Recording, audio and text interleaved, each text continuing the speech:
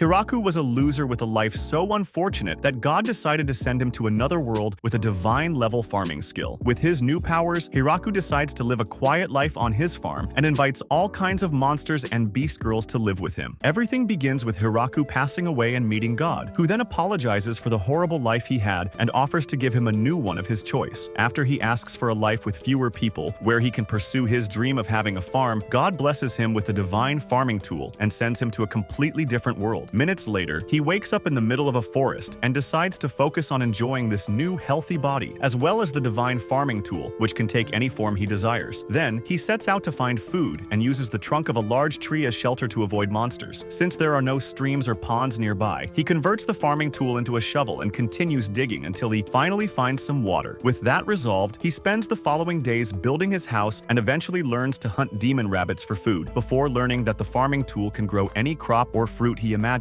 Shortly after this, he notices two injured wild dogs lurking outside the house, so he decides that the best option is to take them in, realizing also that one of them is pregnant. He moves them into the house and goes back to sleep in the tree trunk. Meanwhile, in a restaurant on the other side of the forest, an attractive vampire just decided to make her life a bit more interesting by traveling deeper into the forest on her own. Shortly after this, God decides to check on Hiraku to ensure he is enjoying this new life. However, after realizing that he sent our clueless protagonist to the center of the forest of death, he panics and prepares an apology speech for when he ends up as a traumatized soul again. Meanwhile, with winter slowly approaching, Hiraku worries and proceeds to spend the following days stacking as many supplies as possible. But the cold remains a problem until the day a spider 3 times his size appears on the farm and appeases him by making clothes with her web. In exchange for permission to live in the main tree, Zabuton fashions several suits and garments to keep him warm just before the snow finally falls. However, Hiraku realizes that his main problem is loneliness, since he still has not found anyone to talk to. Much later, the weather improves significantly, and he is surprised to see that the puppies have already grown enough to go out on their own. Just as he tries to adapt to life without them, they return with partners to start an even larger family. While working on the farm one afternoon, he hears Zabuton sound the alarm and runs out with one of the dogs to find a girl named Lulusi Sura crouching in front of a tree looking helpless. Naturally, he ignores the fact that all the other dogs seem to hate her and approaches, so she pounces and quickly drinks some of his blood. After transforming into an attractive woman with an imposing figure, Lulusi thanks him for the blood, but then the dogs take turns attacking her until she loses enough blood and returns to her small form. Minutes later, he learns that she actually attacked one of them, but still decides to serve as her food source since he has been lacking company for months. After she recovers her energy, he takes her back to the farm and spends the rest of the day showing her the place before inviting her into his house for the night. At first, they chat mainly about the crops he has been producing and how he never realized the forest was dangerous. However, after she mentions having to travel to continue her research, he falls to his knees and begs her to move in with him. After he explains how lonely life on the farm has been, she accepts and explains that she has also been on the run because a group of nobles wants her research for themselves. The next morning, she finds him on the farm and explains that she chose to remain small because he loses his composure whenever she transforms into a stunning beauty. While they continue chatting, another attractive woman named Tia finds the same restaurant that Lulusi visited to ask about her. Days later, Lulusi wakes up looking more stressed than when the dogs captured her, so Hiraku reflects on how he spent the last few days helping improve the place with her magic. While having lunch afterward, she noticed the food had no flavor and asked why, so he explained how difficult it had been to find salt. Hearing this, Lulusi froze in surprise and asked if his eyes were defective because there is a layer of salt right under the ground, which he should have seen while digging the well. While he begins to feel grateful to finally have someone to talk to, she asks if he has plans for the day, so he takes her to the farm to see the fruit trees he planted. After explaining how long they could take to grow, he begins to think of a way to make green tea, but then Zabuton suddenly sounds the alarm again, so they run toward the forest and find Tia about to be attacked by the dogs. After she asks him for help, he stops the dogs and helps her up, but after fixing her physical attributes, she sees Lulusi trying to sneak away and orders her to surrender. The next moment, she is attacked by the dogs again, so Hiraku takes her inside the house and worries when both take a moment to process the trauma that Kuro and the other dogs put them through. After minutes of sadness, Tia asks why she lives with Hiraku, so Lulusi explains that he is actually her husband, but quickly hides her face in embarrassment. Tia then introduces herself again, showing her wings, but when he asks if she really works near God, Lulusi explains that her race is actually just a group of bounty hunters. In her case, she was sent to capture Lulusi for destroying a noble's castle simply because she did not like his demands. When Lulusi admits that she might have overreacted with her reaction, Tia is surprised because she has never been the type to admit fault. After saying that the constant defeats against Kuro made her humble, Lulusi offers to show her the farm and quickly drags her to see everything they spent the last few days planting. Several minutes later, Tia admits that the farm farm looks very impressive, but then Lulacy decides to make her join the day's work. Initially, she tries to avoid it, but after Hiraku cuts some fresh cabbage for her and explains how good everything tastes, she decides to get her hands a little dirty. A couple of hours later, they return inside, and after tasting a strawberry for the first time, Tia tells them she never expected farm life to be such a good experience. The next moment, Lulacy tells her to move in with them, and when she tries to say no, Lulacy begins to beg and says she can no longer handle Hiraku's vitality on her own. In a